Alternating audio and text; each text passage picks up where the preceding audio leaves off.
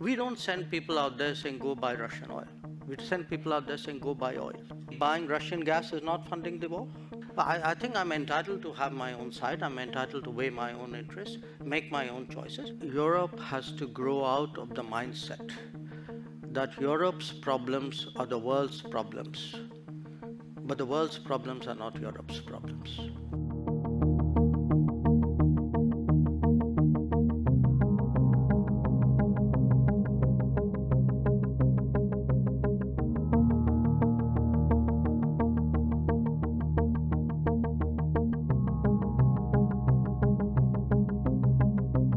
In terms of our oil purchases, we don't send people out there saying, go buy Russian oil.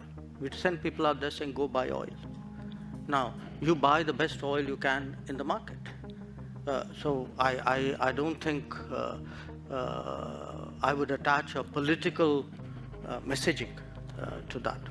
West seems to be quite vociferous in trying to curtail funding for the war in Ukraine, whereas by purchasing this oil for national interest, India is being asked, are you funding this war?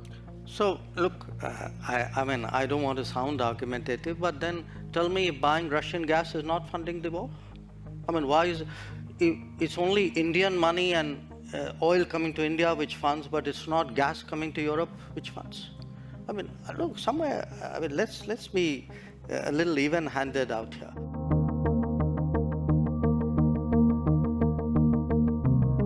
If countries in Europe and the West and the United States are so concerned, why don't they allow Iranian oil to come into the market? Why don't they allow Venezuelan oil to come into the market?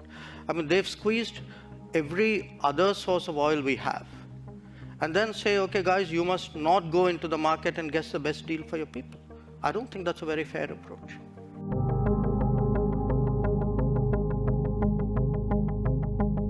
With India counting on global support for in its struggle with China, its issues with China, how do you think you'll be trusted by others after that? Why do you think anyone will help Delhi after you didn't help others over Ukraine? It's an interesting question which you might, I mean, not you, meaning you personally, but people might want to ask themselves, because if I were to take Europe collectively, which has been singularly silent on many things which were happening, for example, in Asia, you could ask, why would anybody in Asia trust Europe on anything at all? Today, Europe is buying oil. Europe is buying gas. I just read the new package of sanctions. Now, the package is designed in a way in which consideration has been given to the welfare of the population. So, you know, pipelines have a certain carve-out.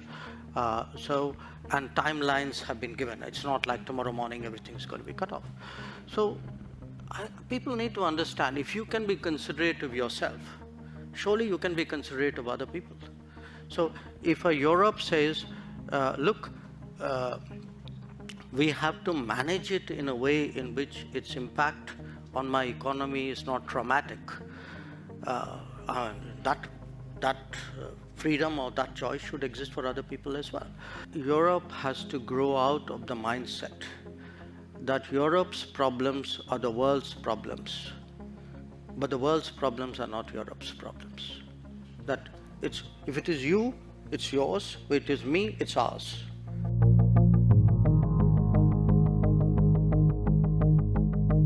There is a linkage today which is being made. You know, a linkage between China and India and what's happening in Ukraine. So come on, guys. I mean, China and India happened way before anything happened in Ukraine. We have a difficult relationship with China. We're perfectly capable of managing it. It's if I get global understanding and support, obviously it is of help to me. But this idea that I do a transaction, that I come in one conflict because it will help me in conflict too, that's not how the world works. So a lot of our problems in China have nothing to do with Ukraine, have nothing to do with Russia. They predate it.